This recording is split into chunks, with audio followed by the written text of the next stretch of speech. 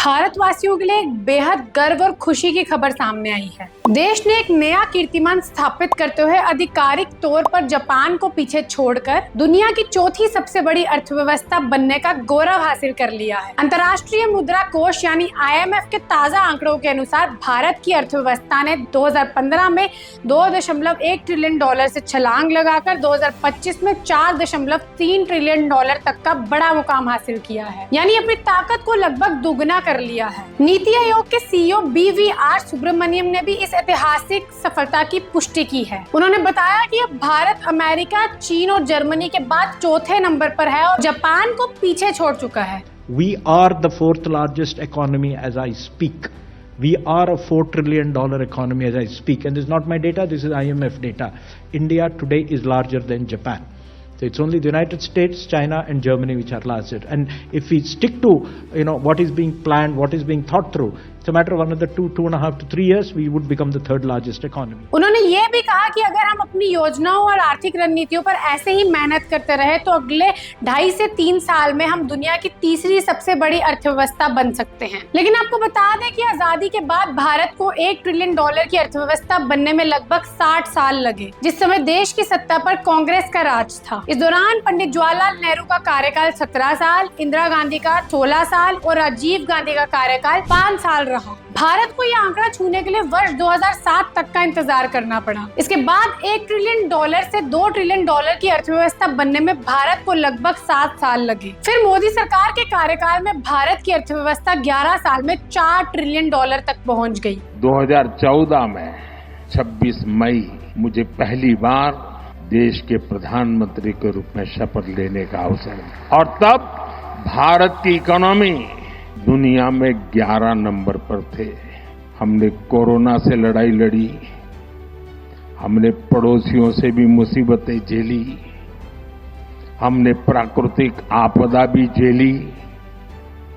इन सब के बावजूद भी इतने कम समय में हम 11 नंबर की इकोनॉमी से 4 नंबर की इकोनॉमी पहुंच गए।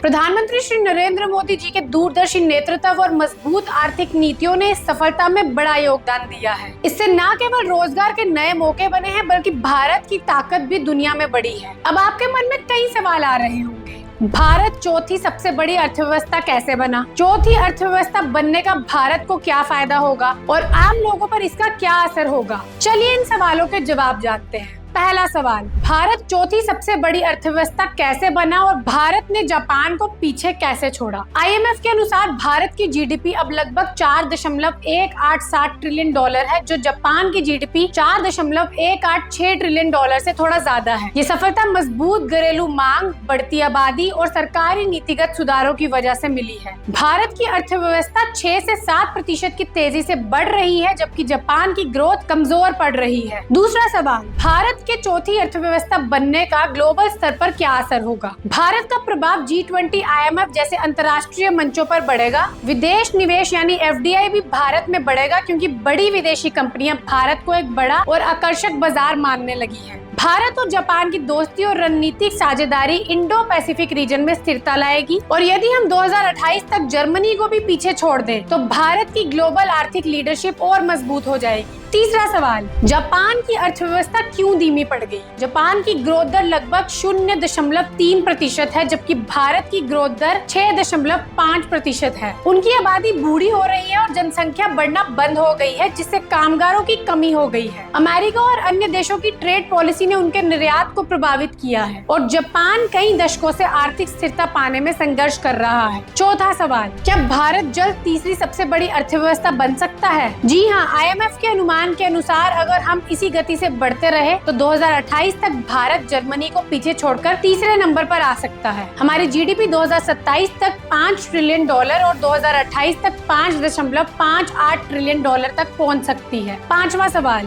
भारत की चौथी अर्थव्यवस्था बनने का आम लोगों को क्या फायदा होगा? रोजगार के नए अवसर बढ़ेंगे, खासकर टेक्नोलॉजी, मैन्युफैक्चरिंग और सर्विस सेक्टर में इसका ज्यादा असर होगा। जीवन स्तर बेहतर होगा, क्योंकि इंफ्रास्ट्रक्चर, स्वास्थ्य और शिक्षा में सुधार होगा, उपभोक्ता शक्ति बढ़ेगी जिससे बाजार में मांग और बढ़ेगी। लेकिन ध्यान रखना होगा कि ये विकास सभी तक बराबर पहुंचे और महंगाई जैसी चुनौतियों का समाधान हो सके। तो दोस्तों, ये थी भारत की बड़ी आर्थिक सफलता की कहानी। ऐसी अन्य जानकारी के लिए हमारे चैनल JNK जंक्शन को सब्सक्राइब करें।